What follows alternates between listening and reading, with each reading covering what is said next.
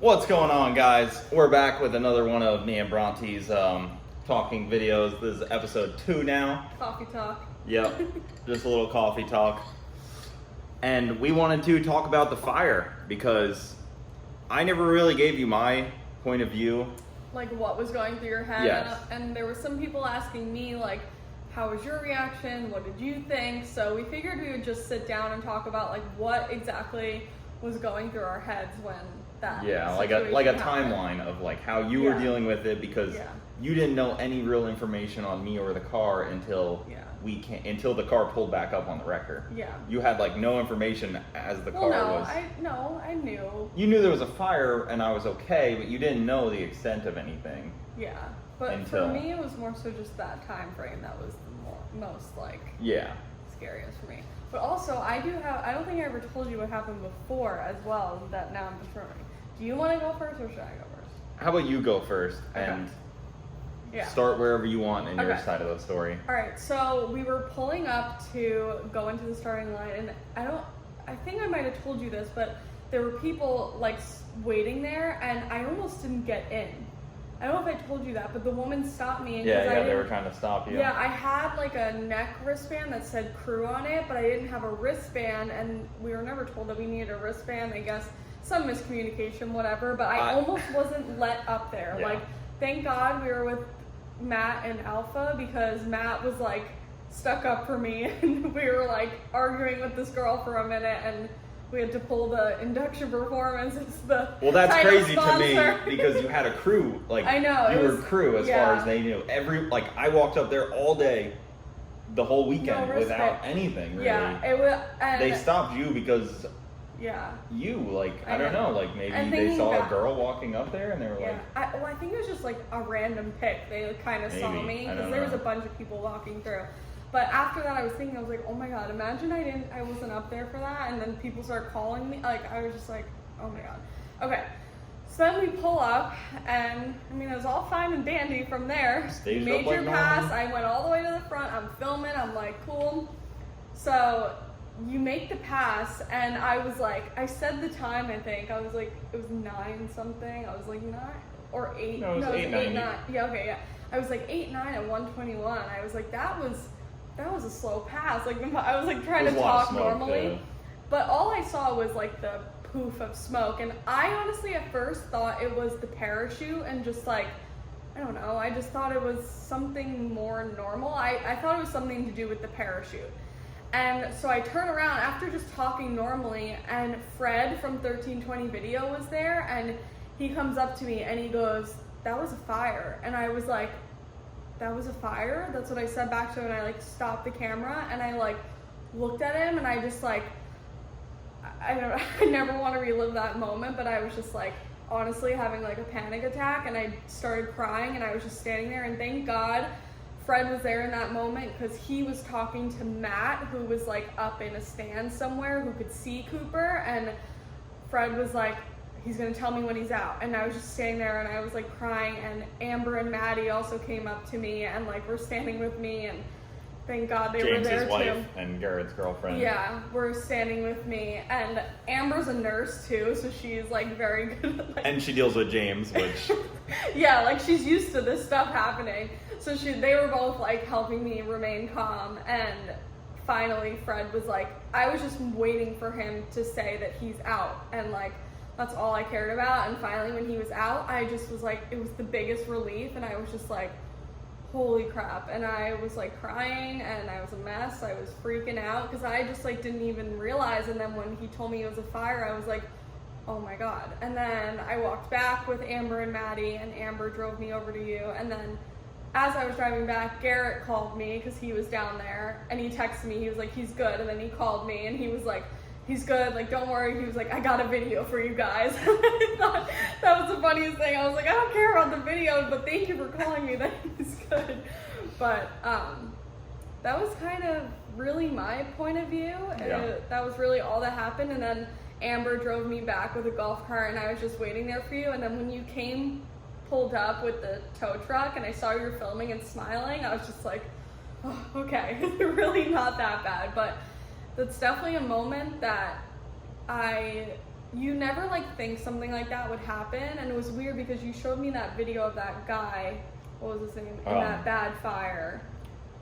Tom Bailey? Yep. Tom Bailey yeah. just had a big fire where he was struggling to get out of the car a little bit, and he had an O-ring fail on his injector, caused a big fire, and his car might be a total loss, unfortunately. Yeah, so like a fire like that is just something it's devastating to a car. Yeah, and what was going through my head is like, can he get out? Can he get out? Like when we've heard people comment being like, you need to make sure you practice like getting out of the car fast, and we definitely need to do that still. Just like have a routine with that. But it's just, I don't know, a million things were going through my mind, and I just am really thankful that he's out of there. And the rest of the day I was fine, and then like it hit us on our drive coming back. Like I really, honestly, when I it hit you on the drive coming back for sure. Yeah. You started to get really emotional, and you know, like it's a scary thing, especially being on the starting line. You have no idea what's truly going on. Yeah. Thankfully, the 1320 guys were there with like 3 angles and were telling Bronte what was going on. But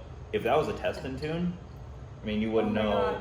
You wouldn't know anything. Yeah. Until honestly, like that was the best case scenario. It really was. And there was like 4 camera angles, which is good for me.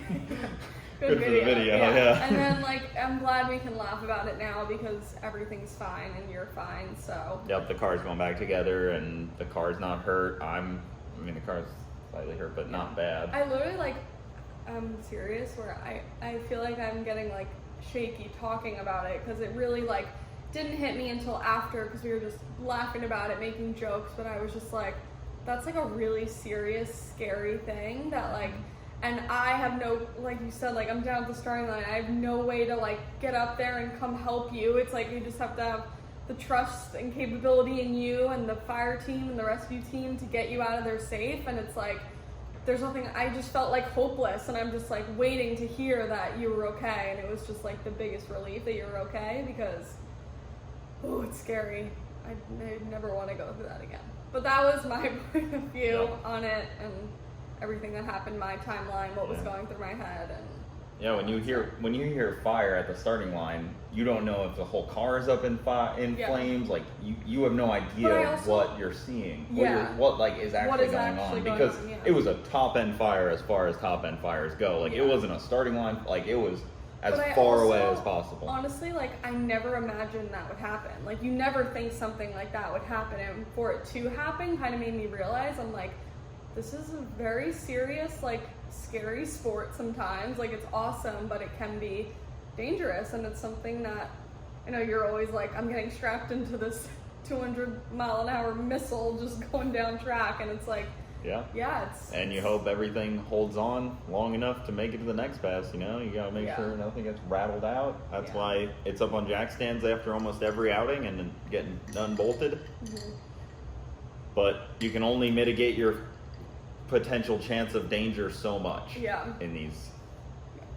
But that's it. All right, your turn. Well, so I haven't even talked to you really about this. Yeah, not really. I've talked to a couple other people, like just people that also race, and they're kind of like, what's it like what's going through your head, like all that, because like, you know, everybody always thinks about themselves in that situation.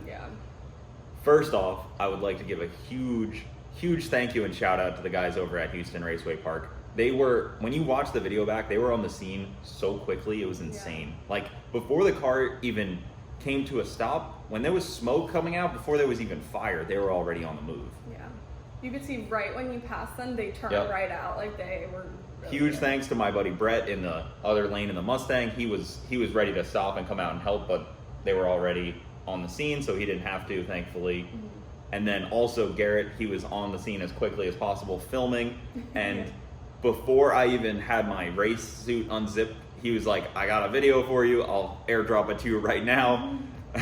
And like, he's in that YouTube mindset like me, where it's like, oh, we gotta get good videos of this. That's why I thought it was so funny, because I was like, of course, like he's thinking about me to get this video. He was talking about airdropping it to me before my car was even like, fire was out. I was like, I'll come to your trailer in a minute. Thank you. Oh my god, so funny. Yeah, and the other thing I want to say, it's like super corny and it kind of sounds cheesy, but in that situation, not panicking and staying calm is definitely the biggest thing that you can do. So I've told Bronte this before, that in the case of danger like that, you just have to like take a deep breath and think about your next course of action. You can't really like step by step. Yeah, panic decisions never work out well. Yeah. So when I was in the car, I saw a little bit of flame coming out the hood cowl area where it's like wide open. If you guys know my car well, you can see the turbo when you look out the hood, and that's where it was coming out. So I could see that in the car, and I couldn't tell that there was so much fire behind me, which in the videos you can tell. Yeah. I just thought, oh, it's a little fire right here. So I kind of just like calmly threw the parachute, trying to get the car stopped without like flat spotting the tires and locking up the brakes, anything like that. And then my next step was pull the pin on my fire suppression bottle. So pulled the pin and then pulled it out, which honestly, the pin didn't slow me down at all. The way that they have those set up is very easy to just pull the pin and pull the fire suppression. But are you supposed to have the pin pulled out? You are, but okay. But that depends on location too. Some people put it over here, which I'm not crazy about, because if you don't see it, if it's not in your line of sight, I don't know if I would have grabbed it. And if the pin was in it, you would have had to pull the pin like this, like over your shoulder. Yeah, it sounds a little weird. Like yeah, so like mine's down here, whereas some people put it in the parachute spot. It's all preference. I like having it in my line of sight. Mm-hmm. So pulled that before I even unstrapped, before I even did anything. I had all my necessary safety gear on. I was in a 10-layer pants, 5-layer suit, shoes, gloves, helmet, visor was down, comms was on, so like safety was 100%. So I wasn't too worried about that. The fire suppression was going off. It filled the cabin before I even unclipped my seatbelt because I wasn't fully stopped yet. And I did not want to unstrap until I was actually fully stopped because, you know, you're still driving. Things can happen still. Who knows if the guy in the lane next to you loses control and hits you, you know? Yeah. Things like that happen all the time. Yeah, I didn't even think about that. That happens, yeah. Like I'm coming to a stop and somebody could just T-bone you. I've literally seen that happen. And so it started to fill with the chemical that they use. It's like a 3M chemical that doesn't harm anything, but it takes all the oxygen out. So immediately I could tell that the cabin had no oxygen. Like you can tell that almost immediately from just taking a breath. So before I was even fully unstrapped, I had my arm holding the door open while I was still coming to a stop. So I was trying to unstrap with one arm, kind of steer the car on the wall, but not, you know, hitting the wall. And then also open the door while unstrapping. And oxygen. Yeah, because passing out in a car that's on fire is probably worse than anything, really. So that was kind of all going on in a short period of like 5 seconds, 4 seconds really, as they were pulling up on me. And then they pulled up and they turned off my power, which I had already killed the fuel pump. I killed the fuel pump a little late, honestly, on my part. I should have first went for fuel pump, but that's kind of one of those situations where you learn. Yeah, fuel pump definitely should have been first. That could have been bad. My fuel lines were melting. And then I got out and I immediately opened the hood because they were still trying to put out the fire. And you know, I do have those hood latches that are pretty universal, but because I have the third latch underneath it, they were struggling to get it open. So I had to come and open the hood fully for them. And then once the hood was open, they put it out really quick and we were good. There wasn't all that much fire. What did you do first when you were unstrapping? Like, did you do these things first and then, because what is it, this and then it's just one, right? No, you don't have to do that to get out. Oh yeah. Yeah, so I just did my center seatbelt and then I did my the net. The window net, yeah. Okay. So that has to come first. And then also I put it in park because you never know if it's gonna friggin' roll away or something, you know? So I put it in park first and then kind of got out. But I definitely could have been quicker on getting out, but I was trying to just take my time and get out calmly. You have to take the steering wheel off. There's like a multi-step process. Bronte's seen it. It takes a little bit to get strapped in and then unstrapped, but it's just part of it. And then I was out and I saw the fire was out, so I wasn't really too worried. I was able to look and visually see that not that much was damaged, which was really, like, I don't know, like, for some reason I'm so worried about the car in that situation, and it's so bad because I'm just so worried about the car because I've been around fire my whole life. Like, I've been, since I was a kid, I've been lighting stuff on fire in the yard and stuff like that. So, like, fire doesn't really scare me all that much, as much as, like, losing my investment and, you know, what we do is race. So that scares me a lot. Yeah. It's kind of weird to say, but No, I get what you mean, but I mean, so I was super concerned about the car, obviously, because so much of what I do every day, and I knew right away what had happened, and like literally, like when the fire was still going, I knew it was the transmission dipstick. Like, I didn't think it kicked a rod out like a lot of people would have imagined, and like we're kind of anticipating is going to happen with this motor eventually. I didn't think any of that. I knew exactly what the problem was because of what we were dealing with the previous pass, and if that fire didn't happen, we would have either been working on the car to try to figure out what the transmission issue was, which now we know. If you watch the ATF video, we know the problem, but in the pits we may not have ever figured that out. We may not have been able to fix that.